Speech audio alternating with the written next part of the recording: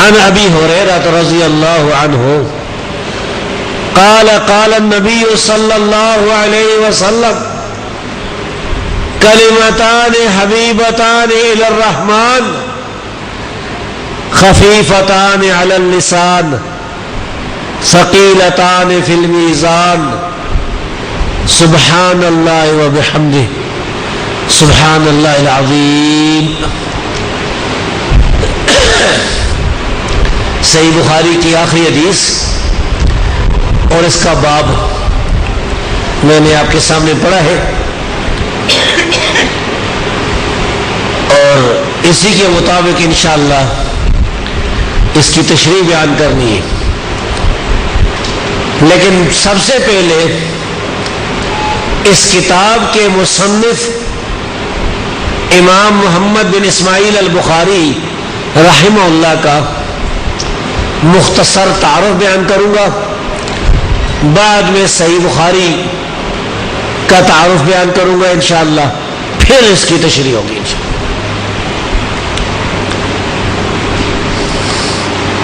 جس طرح صحیح بخاری عظیم الشان کتاب ہے، قرآن مجید کے بعد مسلمانوں کے نزدیک سب سے صحیح کتاب ہے، اسی طرح اس کتاب کے مصنف امام محمد بن اسماعیل البخاری رحمہ اللہ بھی بہت عظیم امام، امیر المومنین فی الحدیث، حدیث میں بھی مسلمانوں کے امیر المومنین ہیں، فقہ میں بھی ہیں، سچائی میں بھی ہیں، آگے دین پہنچانے میں بھی۔ امام بخاری رحمہ اللہ جن کا نام محمد ہے، محمد بن اسماعیل بن ابراہیم البخاری رحمہ اللہ، آپ کے پردادا بردزبہ مجوسی فارسی تھے اور مسلمان ہو گئے تھے۔ جوفیوں کا جو قبیلہ ہے ان کے ہاتھ پر مسلمان ہوئے تھے، تو امام بخاری کو ان کی وجہ سے جوفی بھی کہا جاتا ہے۔ امام بخاری کی کنیت ابو عبداللہ ہے،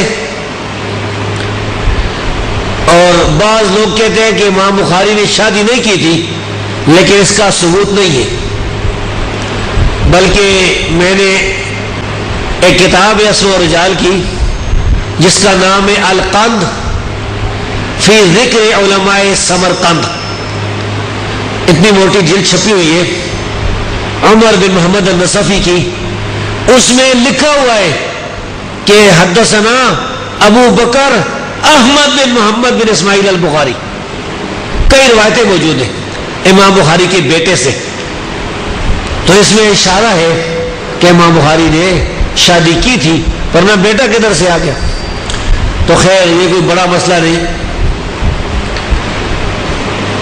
امام بخاری رحمہ اللہ فارسی تھے، اور فارسیوں کے بارے میں نبی کریم صلی اللہ علیہ وسلم کی ایک صحیح حدیث ہے کہ آپ نے فرمایا کہ لو کان الدین عند ثریا، اگر دین جو ہے ثریا ستارے پر ہوتا، لنالہ رجل من ابناء فارس، تو فارسیوں میں سے ایک آدمی اس کو حاصل کر لیتا۔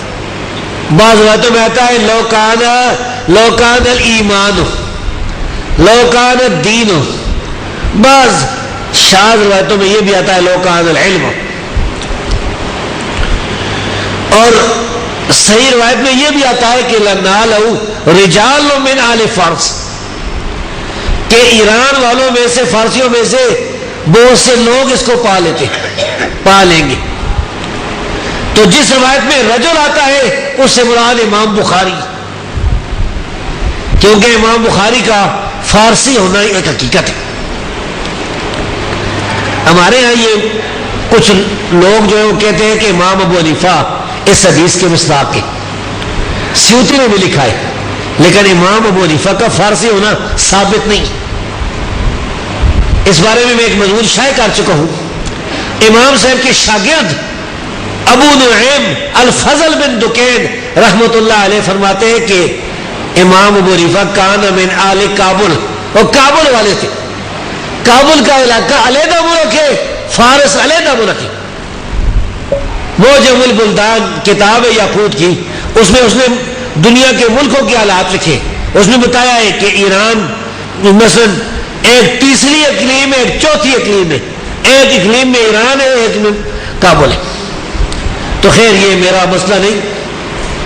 امام بخاری اور دوسرے محدثین اس حدیث کا مصداق ہے، جس میں رجال کے الفاظ آئے، جمع کثیر آیا، اس میں امام مسلم بھی اور دوسرے محدثین بھی مراد ہے، اور جس میں رجل کا لفظ آیا امام بخاری مراد ہے۔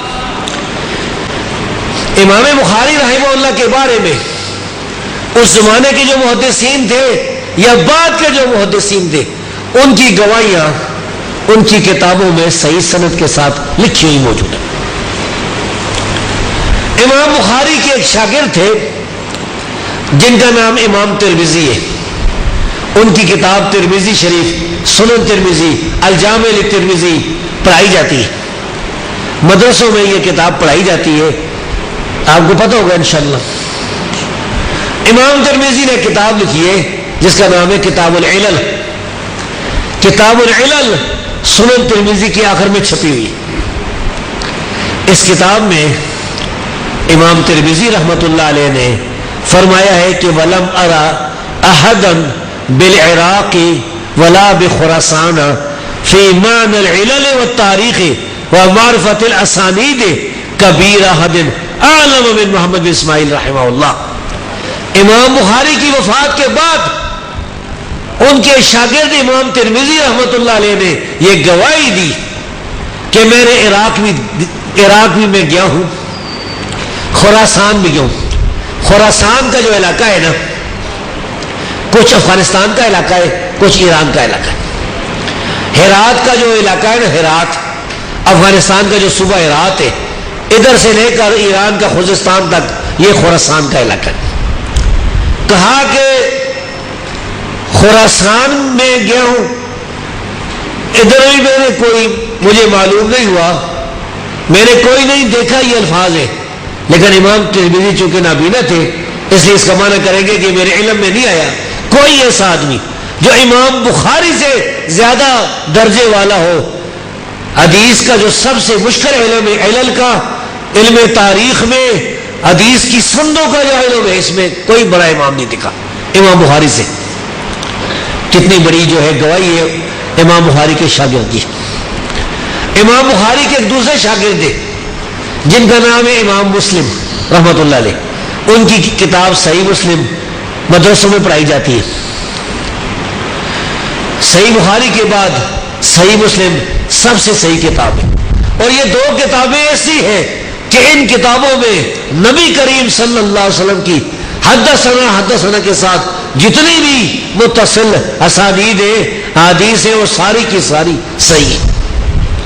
اگر کوئی آدمی قسم کھا بیٹھے نا، کہہ دے کہ اگر صحیح بخاری میں کوئی حدیث ضعیف ہے یا صحیح مسلم میں تو میری بیوی کو طلاق ہو جائے، اس کی بیوی کو طلاق نہیں پڑتی، کیونکہ اصل جو صحیح بخاری ہے، جو اس کا نام ہے الجامع الصحیح المسند المختصر من امور رسول اللہ صلی اللہ علیہ وسلم وسننی و ایامی، اس لحاظ سے مسند متصل سند کے ساتھ جتنی حدیثیں بھی صحیح بخاری میں صحیح مسلم میں نبی کریم صلی اللہ علیہ وسلم کی، وہ ساری صحیح۔ تو امام مسلم رحمہ اللہ انہوں نے آ کر امام بخاری رحمہ اللہ کے سر کو چوما، محبت سے عقیدت سے اپنے استاد کے سر کا بوسہ لیا، چوما بوسہ لیا اور کہا لا یبغضک الا حاسد، آپ کے ساتھ صرف وہ شخص بغض رکھتا ہے جو حاسد ہے، ومن شر حاسد اذا حسد، جس کو حسد کی بیماری ہے۔ واشہد، اور میں گواہی دیتا ہوں، الیس فی الدنیا مثلک، پوری دنیا میں آپ جیسا کوئی انسان نہیں۔ امام مسلم کی یہ بات امام خلیلی نے اپنی کتاب الارشاد جو علماء حدیث کے بارے میں 3 جلدوں میں لکھی ہے، اس کی 3 جلد میں صحیح سند کے ساتھ نقل کر رکھی ہے۔ ہم جو حوالہ انشاءاللہ آپ کے سامنے بیان کریں گے وہ صحیح ہوگا، ثابت ہوگا۔ امام بخاری رحمہ اللہ کے شاگردوں کے درجے میں ایک امام ہے جنہیں امام ابن خزیمہ کہتے ہیں۔ ان کی کتاب ہے صحیح ابن خزیمہ۔ صحیح ابن خزیمہ اس وقت 4 جلدوں میں چھپی ہوئی موجود ہے، لیکن یہ ناقص ہے، پوری کتاب جو ہے نہیں ہے۔ اس کتاب کا کچھ حصہ ضائع ہو گیا۔ تاتاریوں نے جب مسلمانوں پر حملہ کیا ہے نا، تو مسلمانوں کی کچھ کتابیں جو ضائع ہوئی ہیں اس میں وہ تیسرا جو وہ کچھ حصہ اس کا ضائع ہوا ہے۔ تو بہرحال جو ملی ہے الحمدللہ اس کی حدیثیں اور دوسری کتابوں کی ایک دوسرے سے ملتی ہیں۔ امام ابن خزیمہ نے امام بخاری رحمہ اللہ کے بارے میں یہ گواہی دی، ما رأیت تحت عتیم السماء عالم بالحدیث من محمد بن اسماعیل البخاری، آسمان کے نیچے میں نے امام بخاری سے زیادہ بڑا حدیث کا عالم کوئی نہیں دیکھا۔ یعنی امام ابن خزیمہ نے بڑے بڑے استادوں کے پاس پڑھا ہے، انہیں امام الائمہ بھی کہا جاتا ہے، جو حدیث کے بہت بڑے امام تھے۔ ہزاروں اساتذہ سے استادوں سے ان کی ملاقاتیں ہوئی، وہ کہتے ہیں میں نے امام بخاری جیسا ان سے زیادہ علم والا کوئی نہیں دیکھا۔ امام ابن حبان، صحیح ابن حبان لکھی انہوں نے کتاب لکھی ہے کتاب الثقات۔ یہ جو ابن خزیمہ کا قول میں نے بیان کیا ہے یہ امام حاکم کی کتاب میں معرفت علوم الحدیث میں صحیح سند کے ساتھ موجود ہے۔ امام ابن حبان نے جو کتاب الثقات لکھی ہے اس میں بھی امام بخاری کے بارے میں بڑی تعریف بیان کی، دوسرے بھی علماء نے جو اس طرح کی باتیں بیان کی ہیں، بلکہ یہ جو دوسرے لوگ ہیں نا جن کو حنفی کہا جاتا ہے انہوں نے بھی امام بخاری کی بڑی تعریفیں بیان کر رکھی ہیں۔ یہ جو درسی صحیح بخاری ہے نا، یہ جو دوسرا نسخہ ہے اس کے شروع میں ہی لکھا ہوا ہے کہ امام بخاری کے ثقہ ہونے پر، ان کی عدالت پر، ان کی امامت پر اجماع ہے، اتفاق ہے، پورے مسلمانوں کا اتفاق ہے کہ امام بخاری بہت بڑے امام تھے، بڑے عادل تھے، بڑے سچے تھے، بہت صحیح راوی تھے۔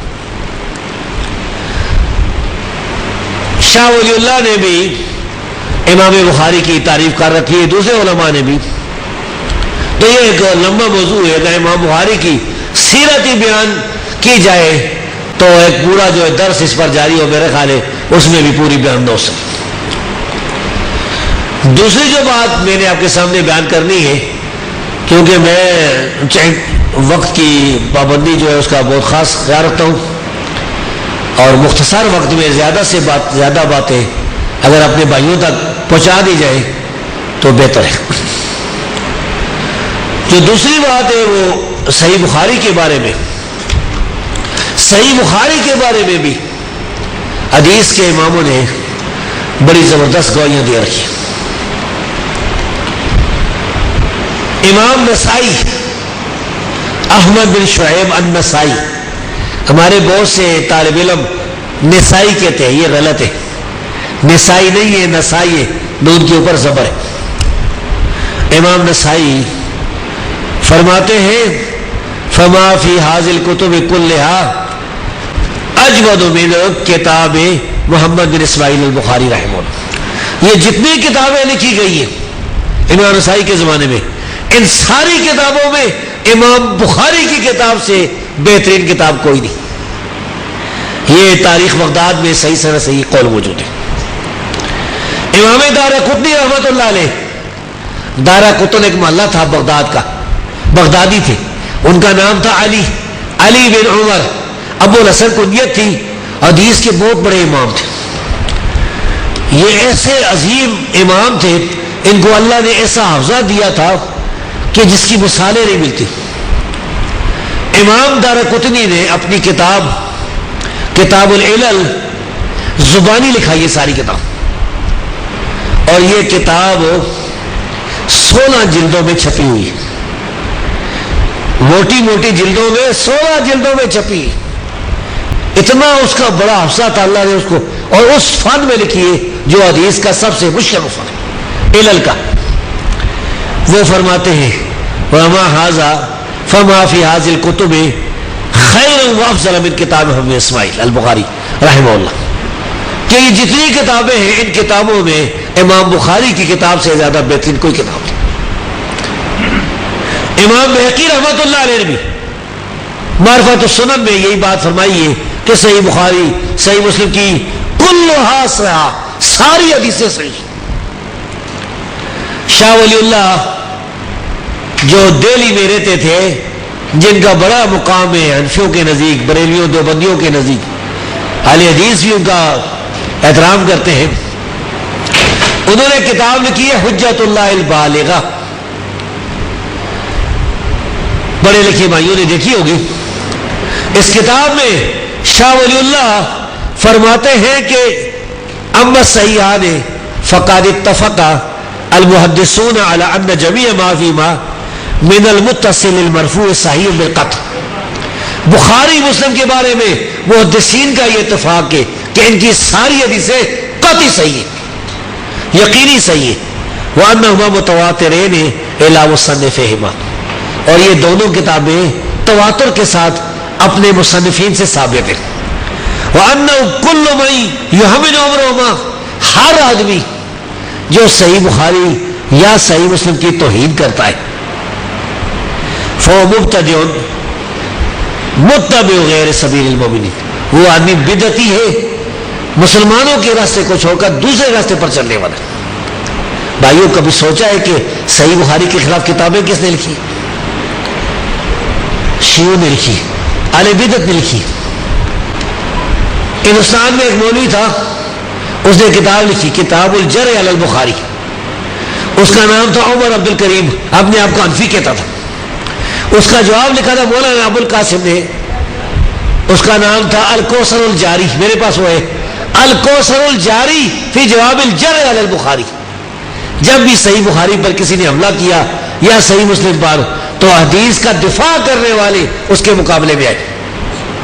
اللہ رب العزت نے انہیں توفیق بخشی, رسول اللہ صلی اللہ علیہ وسلم کی حدیث کا دفاع کیا, اس لیے کہ حدیث پر حملہ کرنے والا, صحیح بخاری اور صحیح مسلم پر حملہ کرنے والا اصل میں نبی کریم صلی اللہ علیہ وسلم کی حدیث پر حملہ کرنے والا. اور میں یہ بات سمجھایا کرتا ہوں اپنے ساتھیوں کو, اپنے شاگردوں کو کہ بھائیو صحیح بخاری جتنی, یہ ساری صحیح بخاری پڑھ لیں, اس میں کوئی ایسی حدیث نہیں نبی کریم صلی اللہ علیہ وسلم کی جو صرف اور صرف امام بخاری نے بیان کی. یہی حدیثیں امام بخاری سے پہلے بھی حدیث کے امام بیان کرتے تھے. جب امام بخاری پیدا نہیں ہوئے تھے نا, وہ حدیثیں دنیا میں موجود تھی, انہیں بیان کرنے والے محدثین موجود تھے. امام بخاری کے زمانے میں بے شمار محدثین ان حدیثوں کو بیان کرتے تھے. امام بخاری کی وفات کے بعد بھی بیان کرتے تھے. ہر دور میں یہ حدیثیں بیان ہوئی.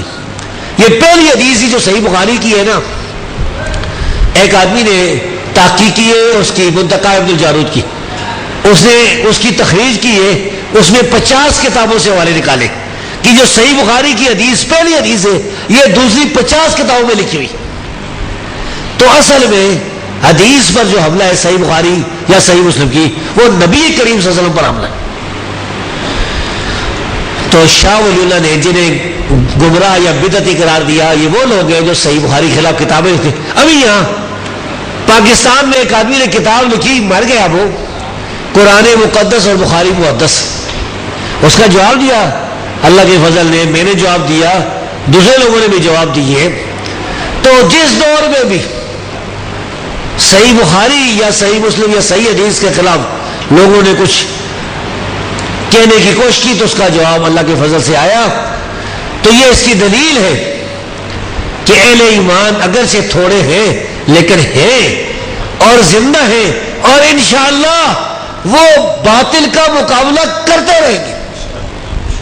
باطل اپنی پوری کوشش سے کر کے دیکھ لے, اللہ کے فضل سے یہ جس دور میں ہم جا رہے ہیں, اس دور میں ہم زندہ ہیں, اس دور میں تو کتاب و سنت کی دعوت محدثین کا جو ولولہ ہے یہ چاروں طرف پھیر رہا ہے. میں تو حیران ہوتا ہوں ایک جگہ ایک شہر میں گیا نا، وہاں بہت سے ساتھی تھے، کوئی 15-20، ان میں سے ایسے بھی تھے جو عام مثال کے تو کوئی پولیس میں بھرتی تھا، کوئی کس میں تھا، کوئی کچھ میں تھا، کئی ایسے تھے جو بیچارے داڑھی بھی نہیں تھی، لیکن ان کو راویوں کو پتا تھا، اسماء و رجال کی باتیں تھی، پورا معلومات ہے یہ حدیث صحیح ہے کہ نہیں، یہ ضعیف ہے، فلاں نے کیا لکھا ہوا۔ اللہ کے فضل سے دعوت مسلسل پہ رہی۔ تو یہ میں مختصر بیان کر رہا تھا کہ امام بخاری کی جو شان ہے یہ بھی عظیم الشان شان ہے۔ اس کا اعتراف مخالفین نے بھی کیا ہے، موافقین نے بھی کیا ہے، محدثین نے بھی کیا اور غیر محدثین نے بھی کیا۔ اس طرح صحیح بخاری بھی یہ عظیم الشان کتاب ہے، جس طرح کے محترم عارفی صاحب بیان کر رہے تھے، اس کے فضائل بیان کر رہے تھے، عظیم الشان کتاب۔ وہ کہہ رہے تھے کہ بعض کتابوں میں لکھا ہوا ہے دیوبندی علماء کی کہ صحیح بخاری جو ہے نبی صلی اللہ علیہ وسلم نے بیداری میں پڑھائی ہے۔ بیداری سمجھتے؟ بیداری کا مطلب ہوتا ہے زندہ، جو بیدار ہوتا ہے نیند میں نہیں، زندہ۔ ان کا مطلب ہے کہ نبی صلی اللہ علیہ وسلم نے آ کر دنیا میں صحیح بخاری پڑھائی ہے، تو یہ انہوں نے لکھا ہے، تو اس کا مطلب ہے کہ صحیح بخاری کو جو ہے عظیم کتاب تسلیم کرتے۔ اس کے بعد یہ جو صحیح بخاری کی حدیث ہے، اس کے ترجمے اور تشریح سے پہلے یہ بتاؤں کہ امام بخاری رحمہ اللہ یہ جو صحیح بخاری لکھی ہے نا، اس کا مقصد جو ہے بنیادی یہ ہے کہ بندہ اللہ کا بندہ بن جائے۔ انسان جو ہے وہ ایک اللہ کی عبادت کرنے والا بن جائے، اپنے رب سے ڈرے، اس کی اطاعت کرے اور ساری زندگی اپنے رب سے ڈرتے ہوئے گزارے۔ وہ کس طرح سے؟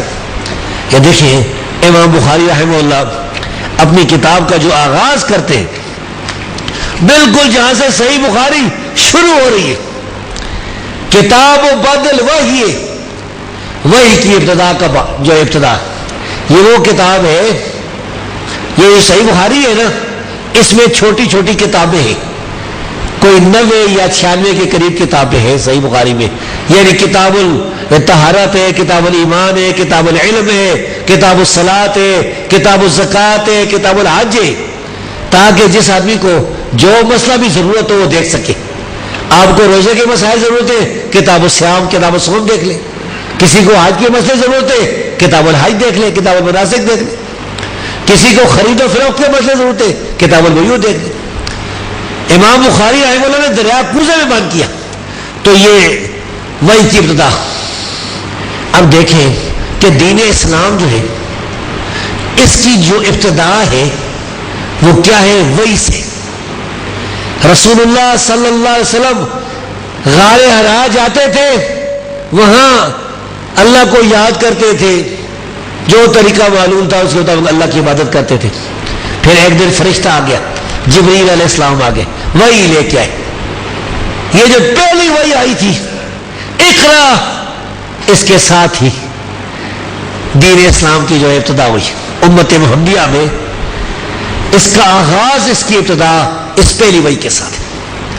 تو امام بخاری نے اس سے ابتدا کی اور اس میں یہ اشارہ بھی کیا کہ جس طرح قرآن وحی ہے نا، اس طرح یہ حدیث بھی وحی ہے۔ یہ نہ سمجھیے گا کہ صرف قرآن ہی وحی ہے۔ ہاں، قرآن ایسی وحی ہے کہ جس کی نماز میں تلاوت کی جاتی ہے، جو پڑھتا ہے ایک حرف کے بدلے 10 نیکیاں ملتی۔ حدیث کے بارے میں یہ وضاحت نہیں آئی ہے۔ اللہ رب العزت انشاءاللہ حدیث کے پڑھنے کی وجہ سے بھی نیکیاں دے گا انشاءاللہ۔ رب العالمین غفور رحیم ہے، اس کے خزانوں میں کوئی کمی نہیں۔ لیکن قرآن کے بارے میں خاص حدیث آئی ہے، تو حدیث بھی وہی ہے اور یہ ثابت ہے علماء سے بھی۔ پھر امام بخاری نے قرآن کریم کی آیت لکھی، اِنَّا أَوْحَيْنَا إِلَيْكَ كَمَا أَوْحَيْنَا إِلَىٰ نُوحٍ وَالنَّبِيِّينَ مِن بَعْدِهِ، یعنی امام بخاری نے صحیح بخاری کا آغاز قرآن کی آیت سے کیا۔ کچھ لوگ کہتے ہیں نا کہ یہ جو حدیث والے محدثین اہل حدیث یہ قرآن کی پرواہ نہیں کرتے۔ قرآن کی تو پرواہ کی ہے، قرآن سے آغاز، آخری جو باب میں نے پڑھا تھا اس میں بھی قرآن کی آیت موجود ہے. پھر امام بخاری جب پہلی حدیث بیان کرتے ہیں فرماتے ہیں حدثنا عبداللہ ابن زبیر الحمیدی, عبداللہ سے لے کے آئے اللہ کے بندے سے. امام بخاری نے اشارہ کیا کہ اللہ کے بندے بن جاؤ, لوگوں اللہ کے بندے بن جاؤ, اللہ سے ڈرو, اللہ کی عبادت کرو, اللہ کی اطاعت کرو, ساری زندگی لوگوں کے سامنے بھی اور اکیلے بھی اللہ سے ڈرتے ہوئے گزارو, اللہ کے سامنے ایک دن پیش ہونا ہے. پھر آگے حدیث بیان کی اور اس میں یہ سمجھایا کہ اپنی نیت خالص کر لو. جو آدمی صحیح بخاری پڑھتا ہے اگر وہی سے یہ پڑھتا ہے کہ صحیح بخاری کے ذریعے سے پیسے کمائے گا, تنخواہ مل جائے گی, لوگوں کی جیبیں خالی کرے گا, تو پھر وہ سمجھے کہ آخرت میں اس کے لیے کچھ نہیں, اس کے لیے پھر کوئی ثواب نہیں. یہ تو ہو سکتا ہے اسے پیسے مل جائے, لیکن اگر نیت خالص نہ ہوئی تو پھر وہ سمجھے کہ اس کی آخرت ختم ہوئی, اور پھر جو اللہ کے دربار میں جائے گا تو اس کا وہ اشر ہوگا. وہ جو 3 آدمی ریا دکھاوے کے لیے کام کرتے تھے جن کے ساتھ جہنم کی آگ بھڑکائی جائے گی, تو امام بخاری نے نیت خالص والی بات کر کے پھر صحیح بخاری شروع کی. اور اس کے بعد یہ آخری باب جو امام بخاری نے لکھا ہے, اللہ کے فضل و کرم سے یہاں اس مدرسے میں صحیح بخاری پڑھائی گئی ہے. یہ عظیم الشان کتاب, اس کو آدمی جتنا پڑھتا ہے بار بار پڑھے اتنا ہی نقطے جو ہے وہ اور مسائل ذہن میں آتے ہیں. جس طرح قرآن مجید جو ہے نا, قرآن مجید جتنی دفعہ پڑھے آدمی جو ہے وہ سیر نہیں ہوتا, پھر کوئی نقطے آتے ہیں ذہن میں, کوئی نقطے اور ذہن آتے ہیں. صحیح بخاری بھی اسی طرح جتنی بار پڑھے جتنا غور کرے آپ حیران ہوں گے کہ ان میں اس میں امام بخاری رحمہ اللہ نے جو ہے وہ سمندروں کے سمندر ایک کوزے میں بند کر رکھی. تو یہ جو صحیح بخاری کی آخری کتاب ہے اس کا نام ہے کتاب التوحید.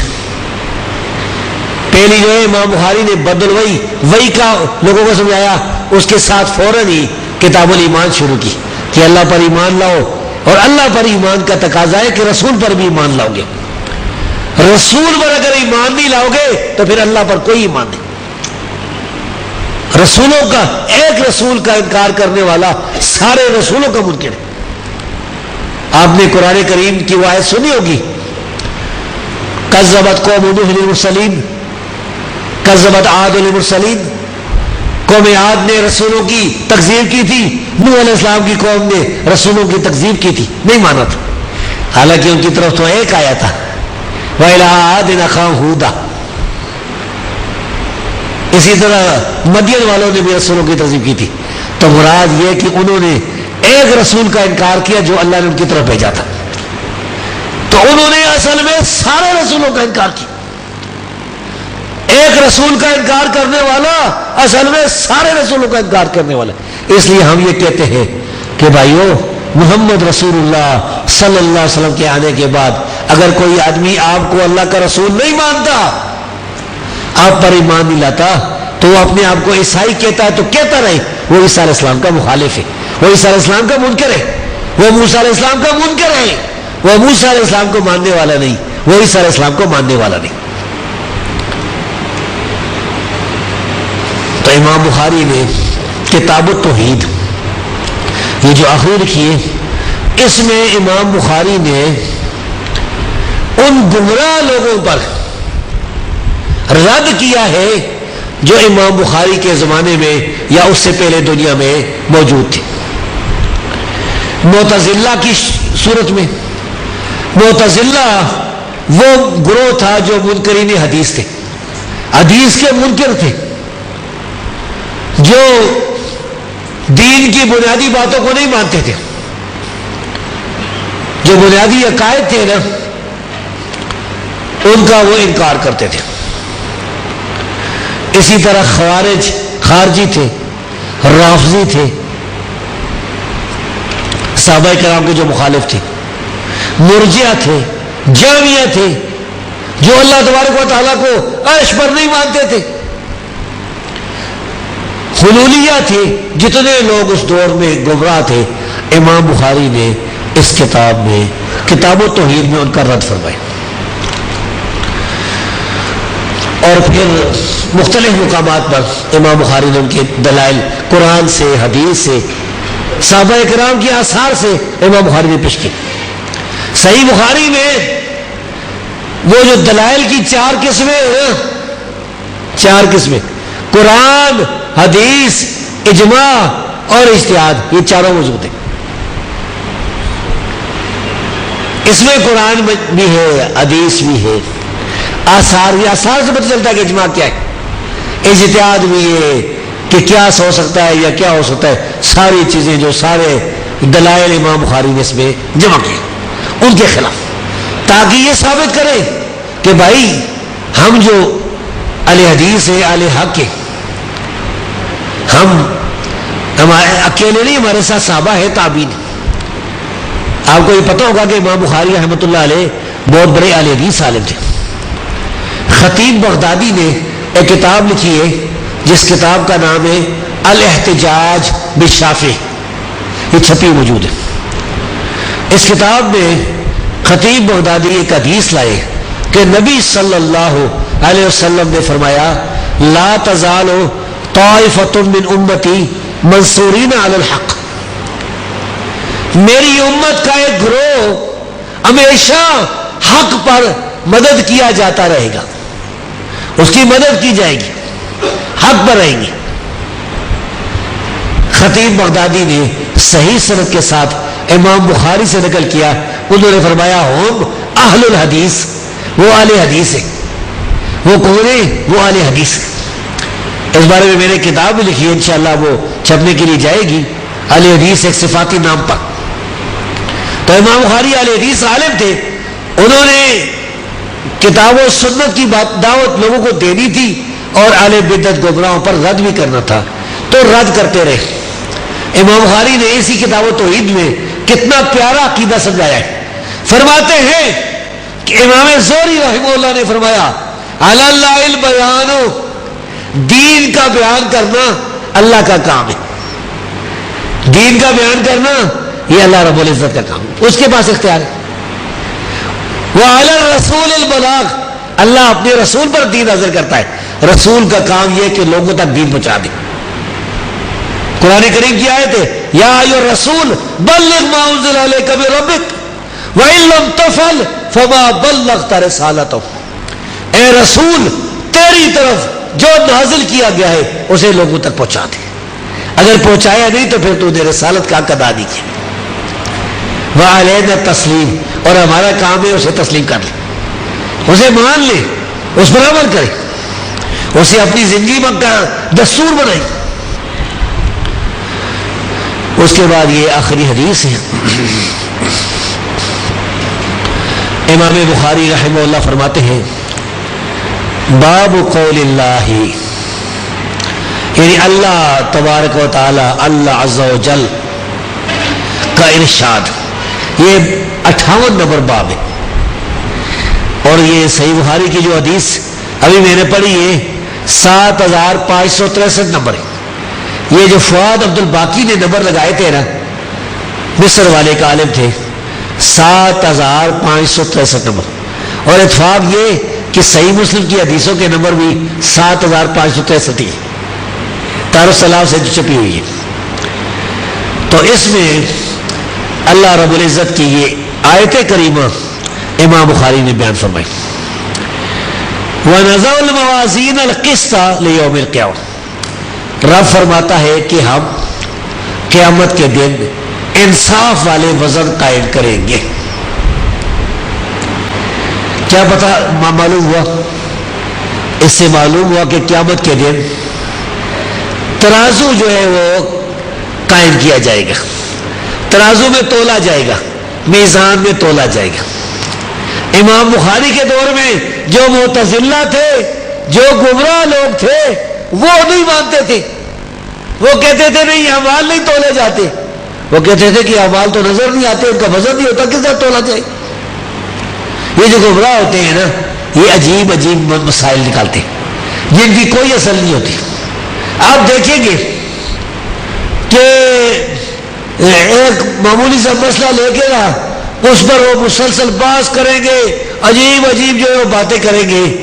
اسی طرح پرانے دور میں بھی جو تھے معتزلہ اور دوسرے لوگ، وہ اس طرح کے مسائل. ایک دفعہ میرے ساتھ بات ہوئی نا زیدیوں کی. زیدی ایک فرقہ ہے شیعوں کا یمن میں. میں جب یمن میں گیا تھا تو یمن میں سعدہ جو شمالی یمن ہے ادھر وہ زیدی کہتے تھے ہم نہیں مانتے قبر کا عذاب. یہاں بھی پاکستان میں کچھ لوگ ہیں وہ کہتے ہیں کوئی قبر میں عذاب نہیں ہوتا. بھائی اس کو سوچو کہ تمہارا کیا ہونے والا ہے. تم اللہ کے سامنے پیش ہونے والے ہو، اللہ کو حساب دینے والے ہو. میزان میں ترازو میں جو ہے تمہارا اعمال تولے جائیں گے. اس کی کیا تاریخ رکھی کہ تم کہتے ہو قبر میں عذاب اس گڑھے میں ہوتا ہے کہ نہیں ہوتا، ہمیں دکھا دو. تو رب العالمین نے قرآن کریم میں کئی مقامات پر اس عقیدے کو، اس مسئلے کو بیان کیا ہے کہ لوگوں کے اعمال کا وزن ہوگا. قرآن کریم میں یہ آتا کہ فمن ثقلت موازینہ فہو فی عیشۃ راضیہ، جس کے وزن بھاری ہوں گے وہ خوش ہوں گے، خوشی والی زندگی میں ہوں گے، جنت میں ہوں گے. ومن خفت موازینہ فہو ہاویہ، اور جس کے وزن کم ہوں گے ان کا تو ٹھکانہ جہنم. قیامت کے دن ترازو میں تولا جانا یہ قرآن سے بھی ثابت ہے، حدیث سے بھی ثابت ہے، اور صحیح بخاری کی اس حدیث سے بھی ثابت ہے. یہ جو ابھی ہم نے پڑھی ہے جس کا میں ترجمہ کرنے والا. اب تولا کسے جائے گا اس کے بارے میں سارے دلائل دیکھ کے ہم یہی سمجھے ہیں کہ 3 چیزوں کو تولا جائے گا. ایک تو اعمال کو تولا جائے گا، جس طرح کہ ابو داؤد کی صحیح حدیث ہے، سنن ابی داؤد کی، کہ قیامت کے دن سب سے بھاری وزن جو ہوگا وہ اچھے اخلاق کا ہوگا. اچھا اخلاق مسلمان بھائی سے اچھے طریقے سے پیش کر پانا. کوئی کسی سے مثال کے طور پر گزر رہا ہے، پوچھتا ہے یہ راستہ کدھر جاتا ہے، وہ فلاں جگہ کدھر ہے، بھائی چچاوتی کس طرف ہے، تو یہ کہتا ہے کہ اگر اسے پتہ نہیں کہتا کہ بھائی اس طرف سے جاؤ، فلاں طرف سے راستہ ہے. نہ کہ اس کے ساتھ لڑنا شروع کر دو، جاؤ مجھ سے پوچھ رہا ہے وغیرہ وغیرہ، یا دوسرے راستے کی طرف. ایک شہر میں گیا نا، نام نہیں ہوگا کیونکہ اس شہر والوں کی بےزتی ہوگی، پاکستان کا ایک شہر ہے پنجاب کا. تو ادھر میرا ایک دوست ہے اسے ملنے کی، وہ ایک آدمی سے پوچھا کدھر سے، کہا ادھر ہے. کافی جا کے تلاش کر کے ادھر پوچھا، وہ کدھر ادھر ہے. تقریباً 1 گھنٹے سے زیادہ لگ گیا. پھر 2-3 آدمی سے پوچھا ہے، وہ کہتا ادھر ہے. تو میں جب تھوڑا سا چلا نا پیچھے موقع دیکھا تو ہنس رہے تھے. میں سمجھ گیا کہ یہ جو ہے پریشان کر. پھر میں نے کوئی حدیث داری والا تلاش کیا، پھر پتہ چلا تھا ادھر پہنچ کے. تو یہ مذاق کے لیے جو انسان جو اس کے ساتھ بد اخلاقی سے پیش آنا یا اس کو غلط راستے پر چلا دینا، یہ انتہائی بری بات ہے. خوش اخلاقی اللہ رب العزت کے دربار میں اس کا بڑا وزن ہوگا. تو ایک تو اعمال تولے جائیں گے. کیسے تولے جائیں گے؟ بھائی ہمارا ایمان ہے رب العالمین ہر چیز پر قادر ہے. قرآن میں اللہ فرماتا ہے، اللہ نے فرمایا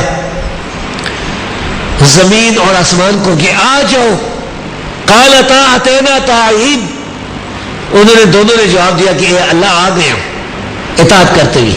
تو زمین کا باتیں کرنا، آسمان کا باتیں کرنا، یہ سمجھ نہیں آتی. قرآن میں اللہ فرماتا ہے وَإِن مِّن شَيْءٍ إِلَّا يُسَبِّحُ بِحَمْدِهِ وَلَٰكِن لَّا تَفْقَهُونَ تَسْبِيحَهُ. ہر چیز اللہ کی تسبیح بیان کر رہی ہے لیکن تم نہیں سمجھ سکتے. تمہارا ایمان ہے، ہمیں سمجھ آئے یا نہیں. دوسری جو چیز تولی جائے گی وہ لوگوں کے جسم بھی تولے جائیں گے. ایک تابعی کا قول ہے وہ فرماتے ہیں کہ قیامت کے دن ایک آدمی کو لایا جائے گا، العقول شروب، بڑا کھانا کھاتا تھا، 10 روٹیاں کھا جاتا تھا، بڑا کھانا کھاتا تھا، بڑا پیتا تھا، بڑا ہٹا کٹا، تو فلا یوزر یعنی جناب اوزا، مچھر کے پر جتنا اس کا وزن نہیں ہوگا، کیونکہ مشرک تھا، کافر تھا، اللہ کے یہاں کوئی وزن نہیں ہوگا۔ تیسری چیز جو تولی جائے گی وہ یہ اعمال کے رجسٹر تولے جائیں گے۔ یہ انسانوں کے رجسٹر جو ہے یہ تیار ہو رہے ہیں۔ ترمذی کی صحیح حدیث موجود ہے، قیامت کے دن ایک آدمی اللہ کے دربار میں لایا جائے گا، گناہوں کے اس کے رجسٹر ہوں، اس کے سامنے یہ اس کے رجسٹر کاپیاں 99 کم 100 کاپیاں کھول دی جائیں گی، گناہ ہی گناہ، اس کی غلطی نہیں غلطی، نیکیاں بھی ہوں گی، وہ بڑا ڈرا ہوگا، آج خیر نہیں اللہ کے ساتھ۔ پھر اسے کہا جائے گا، اس کو کہتے ہیں حدیث البطاقہ، حدیث البطاقہ پر علماء نے خاص کتابیں بھی لکھی، میرے پاس کتاب بھی موجود ہے۔ اسے کہا جائے گا تیرے ساتھ ظلم نہیں کیا جائے گا، پھر ترازو میں اس کے یہ جو رجسٹر ہے اس کے گناہوں کے 99 رجسٹر رکھے جائیں گے، اور ایک چھوٹا سا پرزہ وہ لایا جائے گا، صحیح حدیث صحیح، وہ دوسرے پلڑے میں رکھا جائے جس میں لا الہ الا اللہ محمد رسول اللہ لکھا ہوا، یعنی پکا واحد تھا، پکا متبع سنت تھا، گناہ ہوتے تھے، اللہ رب العزت معاف فرمائے، لیکن نبی کریم صلی اللہ علیہ وسلم کی سنت کے مقابلے میں کسی کو ماننے والا تھی نہ، اللہ کی توحید کے مقابلے میں کسی کو ماننے والا تھا، پکا واحد۔ یہ جو ٹکڑا ہے یہ نیچے ہو جائے گا اور وہ گناہ سارے اوپر ہو جائے گا، اللہ رب العزت سے معاف کر دے گا، تو رجسٹر بھی تولے جائیں گے، انسانوں کو بھی تولا جائے گا۔ جس طرح ایک صحیح حدیث میں آتا ہے، عبداللہ بن مسعود رضی اللہ تعالی عنہ، وہ ایک دفعہ کدھر چڑھے نا تو ان کی جو پنڈلیاں تھی وہ پتلی پتلی تھی، چھوٹی چھوٹی، تو کچھ صحابی ہنسنے لگی، فطری بات ہے۔ نبی کریم صلی اللہ علیہ وسلم نے پوچھا کیوں ہنس رہے ہو؟ انہوں نے کہا ان کی پنڈلیاں دیکھیں، الا ساقے ہے، تو فرمایا کہ یہ عبداللہ بن مسعود کی یہ پنڈلیاں قیامت کے دن میزان میں سب سے بھاری ہوں گی۔ تو یہ تینوں چیزیں قیامت کے دن تولی جائے گی، اور ان تینوں چیزوں کا معتزلہ اور گمراہ انکار کرتے تھے، تو امام بخاری کا رد کیا قرآن کریم کی آیت لا کے۔ پھر امام بخاری فرماتے ہیں وَأَنَّ أَعْمَالَ بَنِي آدَمَ وَقَوْلَهُمْ وفی روایت اقوال یوزن، کہ آدم علیہ السلام کی جو اولاد ہے، آدم علیہ السلام وہ پہلے انسان ہیں جنہیں اللہ تعالیٰ نے مٹی سے پیدا فرمایا۔ اللہ نے ایک مٹھی لی نا زمین سے، کوئی ادھر کی مٹی، کوئی ادھر کی مٹی، یعنی جس طرح ہم یہ کہہ سکتے کوئی ایشیا کی مٹی، کوئی یورپ کی مٹی، کوئی افریقہ کی مٹی، کوئی امریکہ کی مٹی، مختلف جو مٹیاں ہیں اللہ نے لے کر ایک مٹھی لی، اس مٹھی سے اللہ تعالیٰ نے اپنے دونوں ہاتھوں کے ساتھ آدم علیہ السلام کو پیدا کیا، مٹی اور پانی سے، گارے سے۔ پہلے کوئی انسان موجود نہیں تھا، آدم علیہ السلام سے پہلے اس زمین پر کوئی انسان موجود نہیں تھا۔ یہ جو ڈارون یہودی کہتا تھا نا کہ انسان بندروں سے بن گیا نا، بندر جو ہے وہ آہستہ آہستہ ترقی کر کر کر کر کے انسان بن گیا ہے، جھوٹ بولتا تھا، بکواس کرتا تھا، کوئی ثبوت موجود نہیں اس کے پاس۔ اگر 1,00,000 سال پرانا کوئی اگر ڈھانچہ، کوئی لاش کسی جگہ پڑی ہے برف کے علاقے میں، وہ اسی طرح کے انسان ہے جس طرح کے ہم ہیں۔ یہ بھی غور کریں، یہ جو منکرین حدیث ہے نا، یہ پرویز اور منکرین حدیث یہ لوگوں کو صحیح بخاری سے حدیث نبوی سے ہٹا کر کدھر لے جا رہے۔ پرویز نے جو منکرین حدیث کا بڑا تھا، ایک کتاب لکھی ہے عالمگیر افسانے، یہ کتاب میرے پاس موجود ہے۔ اس نے لکھا ہے پرویز نے کہ مسلمان جو کہتے ہیں کہ اللہ تعالیٰ نے سب سے پہلے آدم علیہ السلام کو پیدا کیا، پھر ان سے ان کی بیوی ہوا کو پیدا کیا، یہ افسانہ ہے. افسانہ کہتے ہیں سٹوری، جھوٹی بات. پھر وہ کہتا ہے کہ انسان جو ہے یہ ایک جرثومے سے آیا ہے، یعنی ایک جرثیم پیدا ہو گیا زمین میں، ترقی کرتے ارتقاء کی منزلیں طے کرتا کرتا ایولیوشن ہوتا گیا، اور یہ وہ کہتا ہے انسان بن گیا. اس میں یہ بھی کہتا ہے کہ یہ مسلمان جو کہتے ہیں نا کہ ماں باپ کی اطاعت فرض ہے، وہ کہتا ہے یہ افسانہ ہے. کتنا ظلم ہے بھائیو. یہ اصل میں حدیث سے ہٹا کر لوگوں کو مرتد بنانا چاہتے ہیں، بے دین بنانا چاہتے ہیں، اور قرآن کریم کی جو تفسیر ہے اپنی مرضی سے کرتے ہیں، تحریف کرتے ہیں. جس طرح قرآن کریم میں آپ کو پتا ہوگا کہ اللہ رب العزت نے یونس علیہ السلام کا ذکر کیا ہے. یونس علیہ السلام جب اپنے علاقے سے نکل گئے نا، پھر مچھلی کے پیٹ میں پہنچ گئے. فَالْتَقَمَ الْحُوتُ وَهُوَ رب فرماتا ہے فَلَوْلَا أَنَّهُ كَانَ مِنَ الْمُسَبِّحِينَ لَلَبِثَ فِي بَطْنِهِ إِلَىٰ يَوْمِ يُبْعَثُونَ. اگر یونس علیہ السلام مسبحین میں سے نہ ہوتے تو مچھلی کے پیٹ میں قیامت تک رہتے. اب منکرین حدیث کہتے ہیں اس کا مطلب یہ کہ وہ تیر رہے تھے، آگے آگے وہ تیر رہے تھے، پیچھے پیچھے مچھلی آ رہی تھی اور نکل گئے تیر کے بعد. اگر وہ تیرنے والے نہ ہوتے تو مچھلی کے پیٹ پہ چلتے. مسبحین، سبحان اللہ. ایک ہوتا ہے سبحہ، ایک ہوتا ہے سبحہ. اس میں فرق ہے، شد کے ساتھ اور اس کی حالت ہوتی ہے اور بغیر شد کی اور حالت ہوتی ہے. تو یہ لوگ جو ہیں یہ اس طرح یعنی مسلمانوں کو ہٹانا چاہتے ہیں. تو میں عرض کر رہا تھا کہ اللہ تعالیٰ نے آدم علیہ السلام کو پیدا فرمایا. پھر حدیث سے ثابت ہے کہ آدم علیہ السلام سے اللہ تعالیٰ نے ان کی بیوی ہوا کو پیدا فرمایا. وَبَثَّ مِنْهُمَا رِجَالًا كَثِيرًا وَنِسَاءً. اللہ رب العزت نے ان دونوں سے کل مرد عورتیں دنیا میں پھیلا دیا. پھر یہ انسانی نسل چلی ہے، ٹھیک ہے، یہ کسی کا رنگ سفید ہے، کسی کا رنگ کالا ہے، کسی کیسا، یہ اس مٹی کے لحاظ سے جو اللہ نے اپنی مٹھی میں لی تھی. تو فرمایا کہ آدم علیہ السلام کی جو اولاد ہے ان کے اعمال تولے جائیں گے، ان کے اقوال ہیں، قولہم یعنی ہر آدمی کا قول، یہ اقوال ان سب کے اقوال یہ تولے جائیں گے. یہ نسخوں میں اختلاف ہے، نسخوں میں اختلاف ہو تو دونوں باتیں صحیح ہوتی ہیں. امام بخاری نے یہ بھی یہ فرمایا ہوگا کہ ایک پڑھائی استاد جب پڑھاتا ہے نا طالب علموں کو تو کہتا ہے وَقَوْلَ لَمْ يُوزَنْ، اگلے صاحب آتا ہے تو وَقَوْلَ لَمْ يُوزَنْ. تو دونوں باتیں صحیح.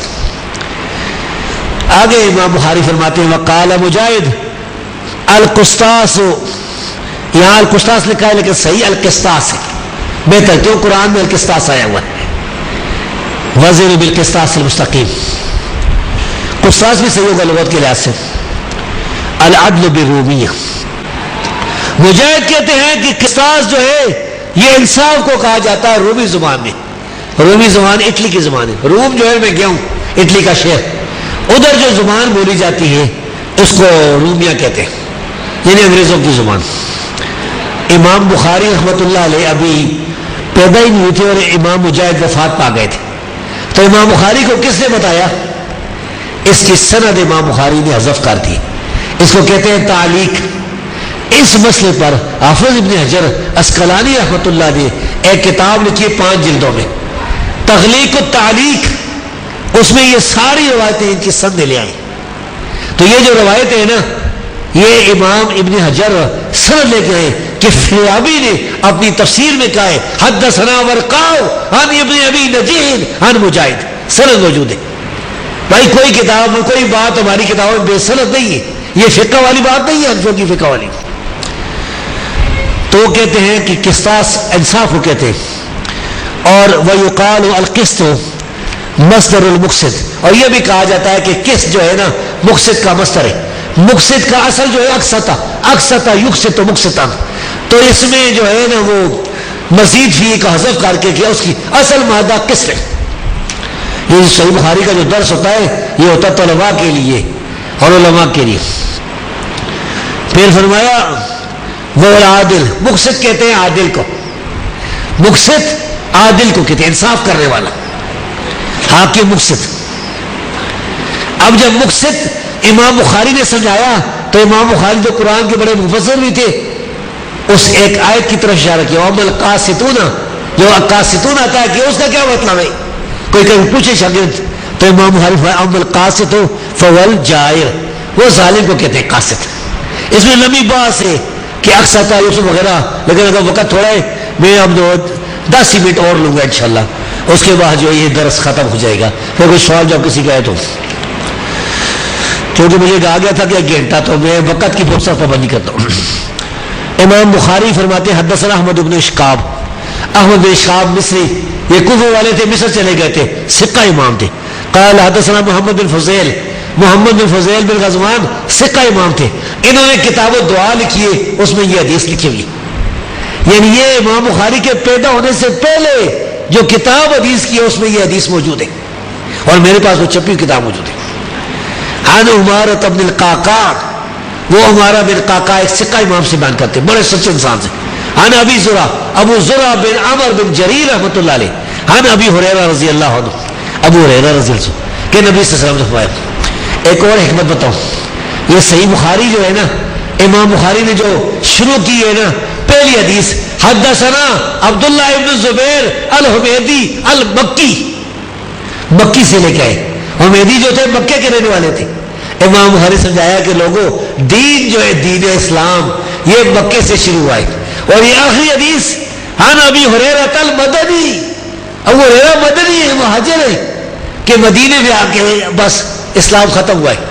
مکے سے اسلام شروع ہوا ہے، مدینے میں اسلام کا اختتام ہوا ہے. بس یہ اسلام ہے، اس کے علاوہ کوئی اور کوفہ دیوبند بریلی یہ کوئی اسلام نہیں. پھر آگے فرمایا کہ نبی کریم صلی اللہ علیہ وسلم فرمایا کلمتان حبیبتان، حبیبتان محبوبتان، 2 کلمے، کلمہ کلام کو کہتے ہیں، جملہ بھی ہو سکتا ہے. تو یہ جو جملہ پورا کلام ہے یہ 2 کلمے رحمان کو بہت پیارے، عرش والے کو اللہ کی صفت بیان کی رحمان.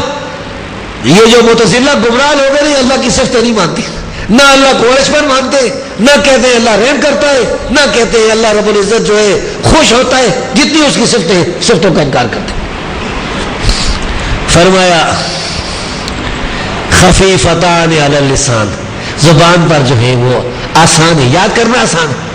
اس میں تقدیم تاخیر ہے بعض باتوں میں، کوئی فرق نہیں پڑتا، کیونکہ اصل جو کلمے ہیں وہ کلمے ترتیب سے ہی ہے. یعنی اگر آدمی کوئی کہہ دے نا کہ 2 کلمے زبان پر بہت ہلکے ہیں، رحمان کو بہت پیارے ہیں، 2 کلمے رحمان کو بہت پیارے ہیں، زبان پر بہت ہلکے، کوئی فرق نہیں پڑتا. ثقیلتان فی المیزان، میزان میں ترازو میں بہت بارے ہوں گے. قیامت کے دن جب انسان اللہ کے سامنے ننگا کھڑا ہوگا، ننگے ہوں گے سارے، پسینے میں ہوں گے، کوئی قدموں تک ڈوبا ہوگا، کوئی گھٹنوں تک، کوئی سارا ڈوبا ہوگا. اس وقت نیکیوں کی ضرورت ہوگی، اس وقت اپنا ماضی یاد آئے گا، سب کچھ سامنے ہوگا، اس وقت ضرورت ہوگی. ثقیلتان فی المیزان، وہ میزان ترازو جو قیامت کے دن قائم کیا جائے گا اس میں سب سے باری ہوگی. امام بخاری رحمۃ اللہ علیہ کی ایک اور خوبی بھی تھی، وہ صحیح بخاری میں جتنی کتابیں لکھی ہیں نا، ہر کتاب پاک ہے ہر عیب سے. اللہ اس کی ذات میں اس کی کوئی خامی ہے ہی نہیں، کوئی نقص ہے ہی نہیں، ہر عیب سے ہر نقص سے پاک. پھر اس کا دروازہ چھوڑ کر غیروں کی طرف کیوں جاتے؟ اسے کیوں مشکل کشا نہیں سمجھتے؟ اسے کیوں حاجت روا نہیں سمجھتے؟ دوسروں کو کیوں معبود بنا رکھا ہے؟ کسی نے بتوں کو، کسی نے درختوں کو، کسی نے قبروں کو، کسی نے کس کو، کسی نے پتھروں کو. وَبِحَمْدِهِ، اس لیے میں احمد بحمدہ، میں اس کی تعریف بیان کرتا ہوں. یا اللہ اپنی تعریفوں کے ساتھ پاک کے اس کی حمد و ثنا. اگر اللہ رب العزت کی حمد و ثنا لکھنا شروع کر دے، دنیا کے سارے درخت جو ہے یہ قلم بن جائے، سمندر سیاہی بن جائے، ما نفدت کلمات اللہ، اللہ کی کلمات نہیں ختم ہوتی، اس کی تعریفیں نہیں ختم ہوتی. وہ رب العالمین عظیم ہے، اس سے ڈرو. یہ اصل مسئلہ یہی ہے بھائیوں، اگر مسلمان اس بات کو سمجھ جائیں، نہ کوئی شرک ہو، نہ کوئی بدعت ہو، نہ کوئی کفر ہو، نہ کوئی گناہ ہو، نہ کوئی کسی کے ساتھ ظلم کرے، اللہ سے ڈرے, اللہ کو ہر وقت یاد رکھے. اور یہ بات بولیوں کی بات نہیں ہے, یہ سچی بات ہے کہ ایک دن ہم نے مر کے اللہ کے دربار میں پیش ہونا, اس میں کوئی شک نہیں. تو یہ صحیح بخاری کی حدیث کے بارے میں 1 گھنٹہ میں نے بیان کرنا تھا, 1 گھنٹہ جو ہے ہو چکا ہے. تو اللہ رب العزت جو ہے وہ جن لوگوں نے یہاں مدرسہ چلایا ہے, یہاں پڑھایا ہے بچوں کا مدرسہ ہے, جن اساتذہ نے, جن محترمین نے یہاں محنت کی ہے, اللہ رب العزت نے جزائے خیر عطا فرمائے. جو لوگ ان کے ساتھ تعاون کر رہے ہیں اللہ انہیں بھی جزائے خیر. تو جن لڑکیوں نے پڑھا ہے اللہ رب العزت انہیں بھی جزائے خیر عطا فرمائے, اور آئندہ ساری زندگی کتاب و سنت کے مطابق جو ہے عمل کرنے کی توفیق عطا فرمائے. عقیدہ اور عمل یہی ہو جو کتاب و سنت ہے. اللہ رب العزت ہمارے گناہ معاف فرمائے, اللہ ہمارے اعمال قبول فرمائے, اپنی نبی کی سنت مطابق کرے. وَأَقُولُ قَوْلِي هَذَا وَأَسْتَغْفِرُ اللَّهَ لِي وَلَكُمْ وَلِسَائِرِ الْمُؤْمِنِينَ آمین یا رب العالمین.